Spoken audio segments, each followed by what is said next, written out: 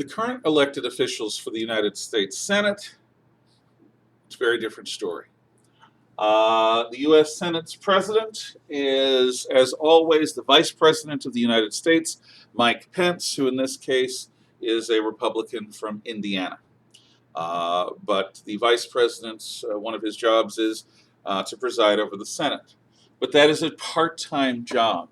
Often the Vice President doesn't sit in the Senate unless there is a big issue at stake or unless there's a particularly close vote expected, which may require him as a tiebreaker to vote for the Republican position. When Barack Obama was president, Joe Biden was president of the Senate. Before becoming vice president, Biden had also been a U.S. senator from Delaware since the 70s, I think, or certainly since the 80s. I remember him from the 80s.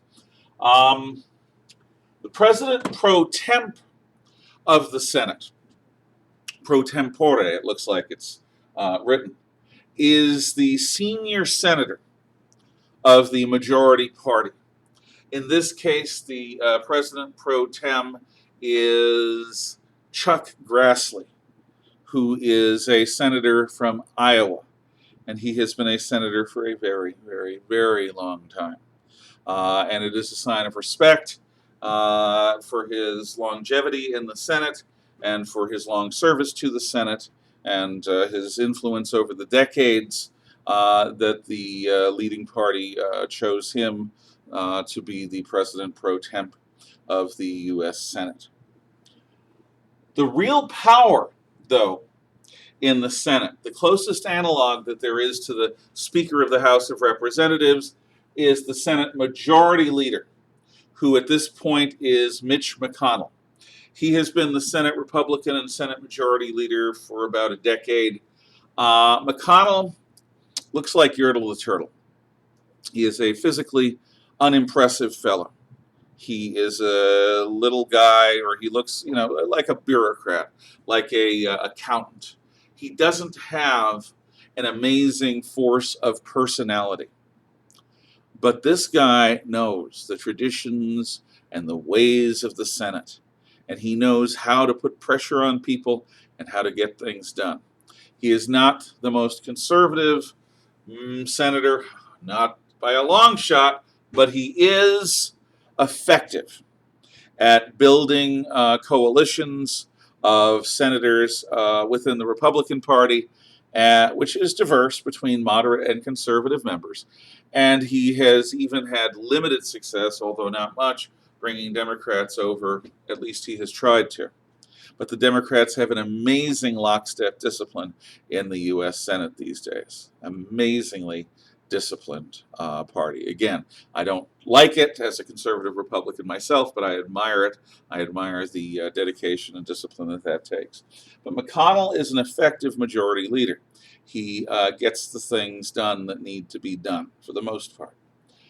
He's also part of a weird power couple thing. His wife has been the Secretary of, Transportation?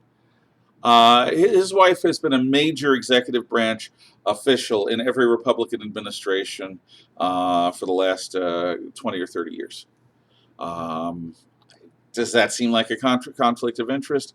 It does to me, but I'm old-fashioned. But it works for McConnell, and it works for his wife, whose name escapes me at the moment. But it's not McConnell. She kept her maiden name for the purposes of her profession.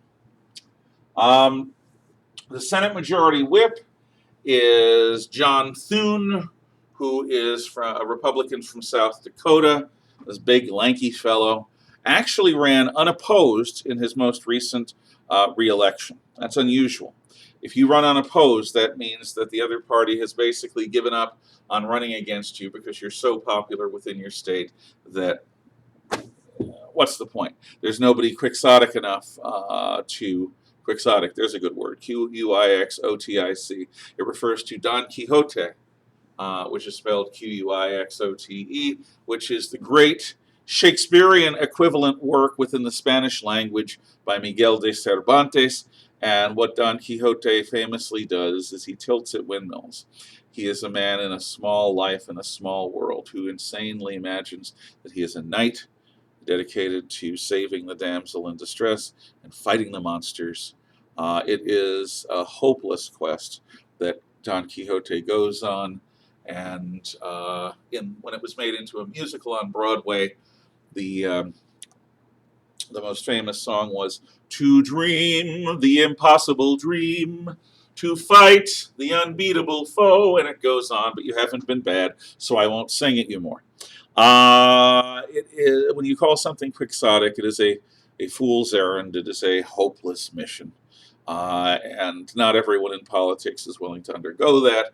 So Thune ran unopposed. But his main job in the Senate is to twist arms and get all Republican votes possible on board. And getting somebody like Senator Mitt Romney of Utah on board with everything that the Republican Party or that President Trump is after is quite a job indeed, because Romney does not like Trump at all.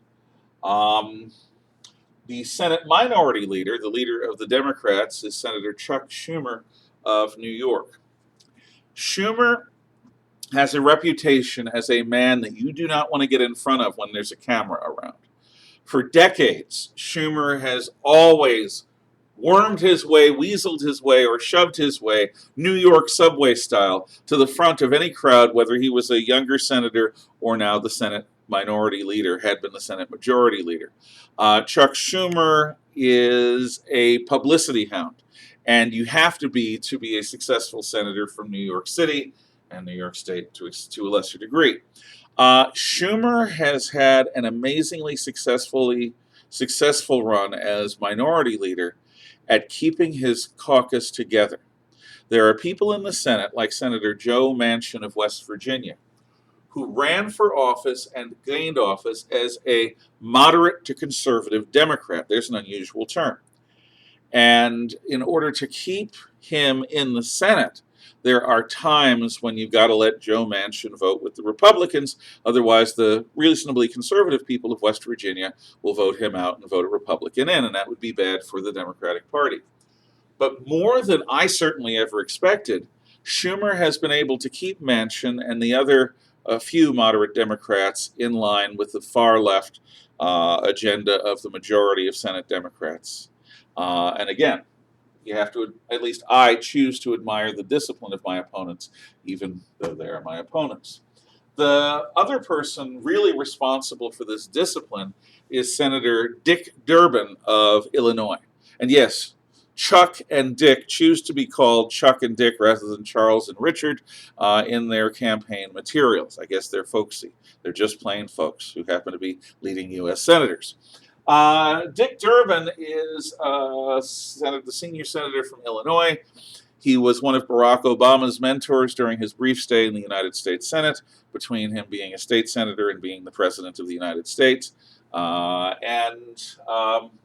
Durbin, like Thune, is responsible for twisting arms and keeping the Democrats in line. And again, he, with Schumer, have done a very good job of making the Democrats vote as a monolithic group, which gives them as a group a lot of power. If you can divide your opponents, moderates away from conservatives, like on the Republican side, moderates away from liberals, on the Democrat side, then you've got the ability to hurt them or to push your own agenda. But if your enemy stays locked, it may not be so popular at home. They'll say, "Oh, you're just a member of the party. You're not really a person." On the other hand, you can make the party more powerful within the institution of the Senate. And remember, a congressman, a senator needs to be keenly aware of the group dynamics within their body if they're going to be effective at all. Idaho has 2 senators, but unlike the House of Representatives, where we have 2 congressional districts because of our population of about 1.5 million people, Idaho's senators represent the entire state. So in every election, Americans vote for 1 congressional representative from their home district and for 2 senators, if those senators come up for office. Now, the senior senator, the senator who's been in office the longest, is Senator Mike Crapo. He's been in office since the 90s, and he next comes up for election in 2022. So he was just reelected in 2016. He's got a 6-year term. He'll be coming up for re-election in 2022. The junior senator from Idaho is James Risch, Risch became senator during a scandal in the early 2000s involving the former U.S. senator who was apparently involved in a series of homosexual liaisons in airport bathrooms. It was a weird and sordid incident, or series of incidents, that the former senator was accused of, and he ended up leaving office under a cloud because of it, and Risch ended up taking over for him. So the guy had been a Republican. Risch is a Republican. Risch is coming up for re-election this year. So on Tuesday, November 3rd, 2020, Risch is going to be running against whoever the Democrats put up. He will not run unopposed. I'm pretty sure of that. So the election in 2020 will not only be for President Trump or whoever his Democrat opponent may be. It might be Biden. It might be somebody else. It will also be between Senator Risch and his opponent. I don't know who that may be. It'll be between Representative Fulcher and his opponent. I assume Fulcher is running for re-election. If not, then we'll know soon enough. Those will be our federal officials. Trump, Senator Risch, Congressman Fulcher, or whoever, and their Democrat opponents, and you get to choose, and that's what the election's about, and you being whoever of you happens to be 18 this November, which is probably none of you because you're in 8th grade, unless some of you really got held back. Our last video of the week will be covering various issues in current Congress and congressional events.